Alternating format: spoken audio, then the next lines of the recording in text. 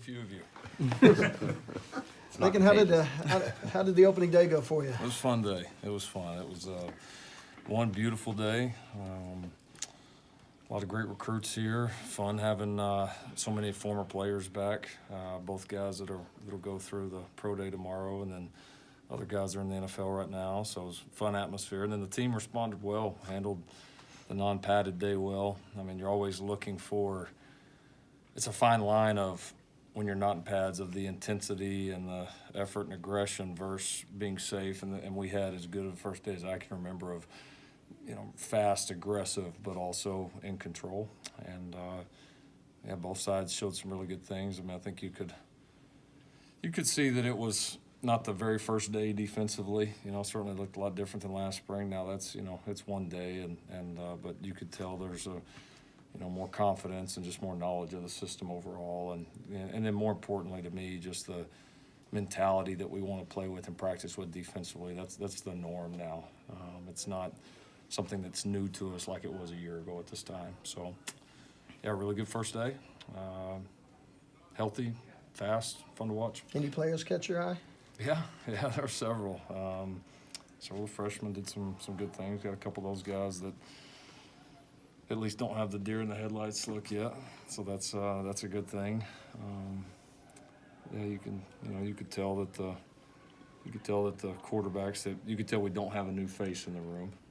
So there was just a little bit ahead on a lot of things on both sides of the ball. Lincoln, on day one, what are you watching for with quarterbacks in practice? Progressions.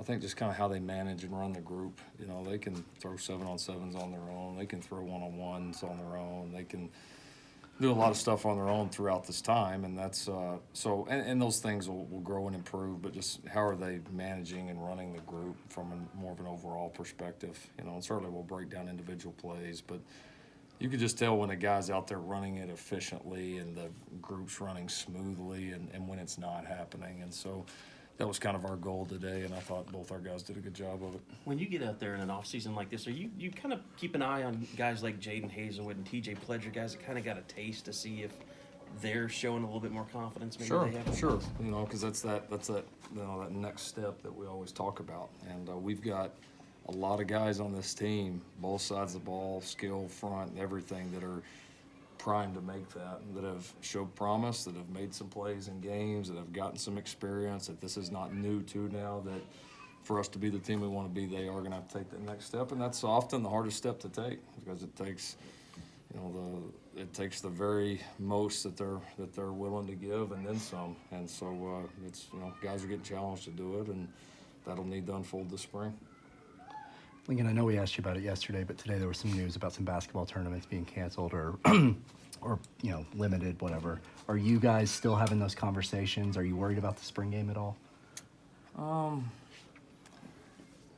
not worried about it. I mean, I think I'm not a health expert, and we'll certainly follow what our country and then hear closer what our university administrators decide. But no, I mean we're trying to protect our guys right now, more than anything, and so our immediate focus is spring break, where these guys are traveling, kind of like we discussed the other day. So that's kind of been, even in the last week, kind of a constant.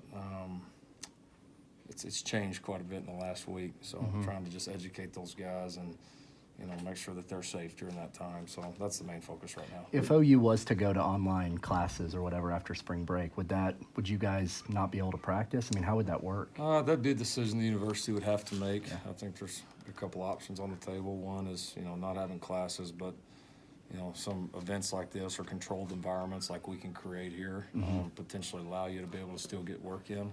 And then the other option is closing it completely. So we'll have to adjust. Might have to pull out of the old 2015 spring playbook, right? And have a couple week break in the middle and find a way to make it work. So we'll be ready to adjust. Lincoln, has it hindered any recruits from visiting for this spring game, or how does it affect you guys as coaches, maybe moving forward if you want to go visit a certain part of the country?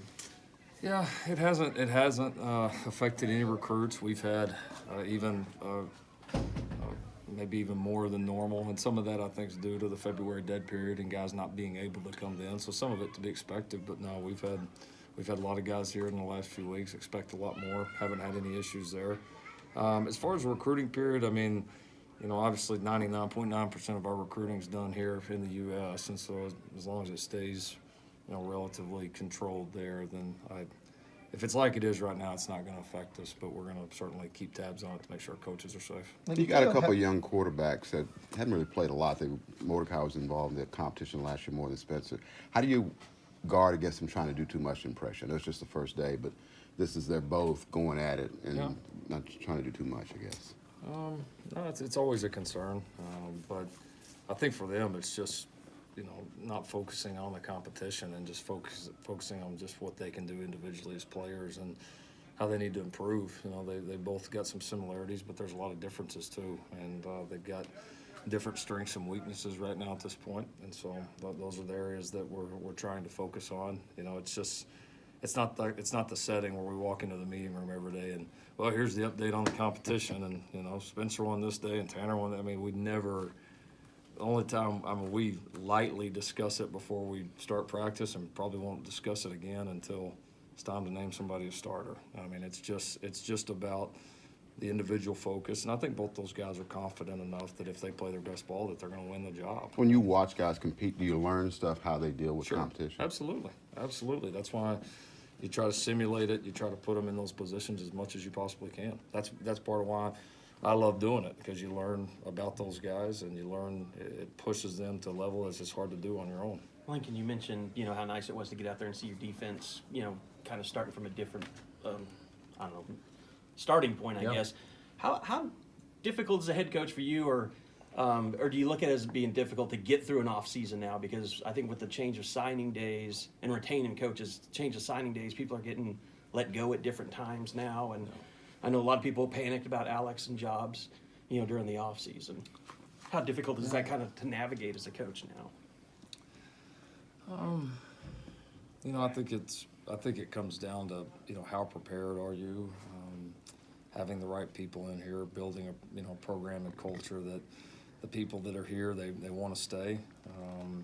Now obviously we know there's life-changing opportunities and sometimes no-brainer opportunities that come up, and that's great. If those come up, that means, kind of like I said the other day, that means a lot of good things are happening here. And then there's always a preparation of other staff members that are out there that could potentially be a part of our program. I mean, that's one of the ways we circle back to DeMarco so quick. He's in my mind for the last couple of years, and not knowing when it would happen, but knowing that he had an interest in coaching a few years back. I always think to myself, that guy could be pretty good. You come up with guys differently, but I think you got to be prepared. And then I think you can't get rocked by the changes. I mean, they're going to happen some here and there. Nobody's just immune to it. And if your program's in a good place, then you can withstand it. And a lot of times find a way to make yourself better. I guess you're kind of saying that you also, that the administration, you have kind of kept Alex in a position to where it takes a really good job to get him out of here. Absolutely. Absolutely. You can do that both by obviously, compensating them in a fair way. And then also, again, creating a culture, a place here that you don't want to leave unless it's just one that you have to leave for. You went through that. You have some. That's right. Yeah. I lived it. So Bob created that certainly here for me when I was on the other side of it. So trying to do that as much as we all can. Theo Howard, has been in the program. You mentioned he's not going to go through spring. He's injured. He's your most experienced receiver on the roster. Has he been here long enough that even while he's injured, can he be ingrained? Can he help guys? Does he know the offense enough and all that? No, he is. He's a really, really sharp kid. He's picked things up very fast. He's got kind of a very professional demeanor about him, in here all the time, putting a lot of extra work in. You can see him in the ear of our young receivers already. So you can already feel his impact, and speaks a lot to his character, because a lot of guys would be really down with just transferring here and then have an injury happen like he did. And he's rehab's going great, and he's already bringing a lot to our team. Can he make it back in time for the season? Without a doubt. Lincoln, do you feel like you're starting to see the real Caleb Kelly again, and what sort of leadership qualities is he starting to bring? Yeah, it's fun to see him healthy, and then you can just tell he's more confident, than even coming back last year, I mean, I think he was confident he could come play, but, you know, when you have an injury like that, there's a mental hurdle that you have to get past too. So, I mean, he seems very dialed in, and he's always been an aggressive leader, but you can tell that he feels like it's his time to not only, you know, play his best ball, but be the best leader and the most impactful that he's ever been on this campus. So he's in a very good place right now. He's How bigger. Did important you was that for him to get that time at the end of last season and help him maybe get over those mental hurdles? Huge, huge. No, it's a great point. I mean, I think there's a lot of that had he not been able to play those games that, you know, we'd still be going through now and potentially even into September. And so, you know, he's done it. He's gained some confidence on it. He's played in not just games, but big games in this scheme. And so nothing but positives there. He's bigger. Were you happy with most of the weights and how the guys returned? Yeah, and yeah. What you got out of Yeah, Benny no, it and wasn't everybody? wasn't as many drastic changes, especially on the defensive front. You know, those guys were already closer to being in the kind of shape that we want them to be, and still had a couple of guys that, you know, I know I mentioned, you know, like Jamal and Robert that needed some gains. There were some young guys that needed some gains, but we're certainly in a better place there than we were last spring at this time. Are you Robert in a kind of a learning right now? How much? What do you see out of him today? Yeah, but you could tell he's played ball. You could tell he's been in this system. He understands what the calls are. Now it's a little bit different down there, that close to the line of scrimmage, but that was always, in our opinion, where he was at his best when he was a safety, was when we got him down in that low box area. So, yeah, there's going to be a learning curve, but it's going to be a lot faster than just a true freshman rolling in here that doesn't understand the system or the way we do things. Lincoln, I read something today where Nebraska was working with a company to enhance their athletes' brand with the anticipation that name, image, and likeness is coming. Are just speaking for your program, are you guys conscious of that in terms of? Very. Yeah, very. It's been, I mean, I think everybody has seen just the content that we've done both in, you know, recruiting and with our current team, that we've been, you know, on the cutting edge of that. And we've also worked hard to help educate our guys on it. And then I think the thing for us has been, how do we educate them about their brand, you know, so that they can maximize that, they can understand what it means, and, you know, how the ways they need to represent themselves, how important that is, but also do it within the team concept. You know, it's the individual stuff's great, but, you know, we've tried to educate our guys that if your brand is about the things you do well and also about how well you work with others and what a team-first guy you are, you know, what company, what entity anywhere in the world wouldn't be attracted to that. And so it fits what we want here too. We want guys to have individual goals, but the team comes first. So that's interesting. I think just about everyone is on the side of that being an athlete's right to you know gain something from that brand, and yet you bring up a point about just be careful that it doesn't get in the way of. Yeah, you got to be of the careful. overall. Exactly. No, there's got to be. I think there's some give and take there, and I think you can accomplish both the right way. And so, you know, that's been our goal. We want to enhance it as much as we possibly can, educate. But if it comes from a team first place, then I think everybody gets what they want. Lincoln, you do have pro day tomorrow. Were you as surprised as everybody that Parnell wasn't invited to the combine? Yeah. I didn't think. We know those combine invites go. You know, it's difficult to get into it, but I thought his play this year, you know, his size, his measurables certainly warranted him being there.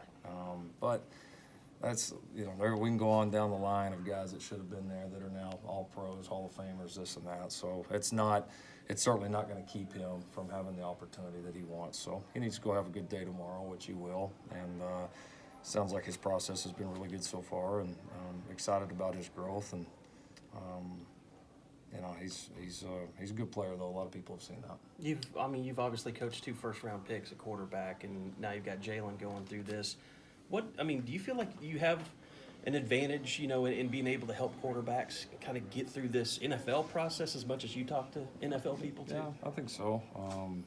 Relationships we built there, and then, like you said, just having a couple of your guys go through it. You can't simulate what that feels like and all the different twists and turns with it, and being able to do it with different guys and radically different personalities, I think, has helped too. So, yeah, no, I mean, I try to be there as these guys need me and use any experience I can to help them, and so I definitely think it's an advantage. Jalen had a good combine.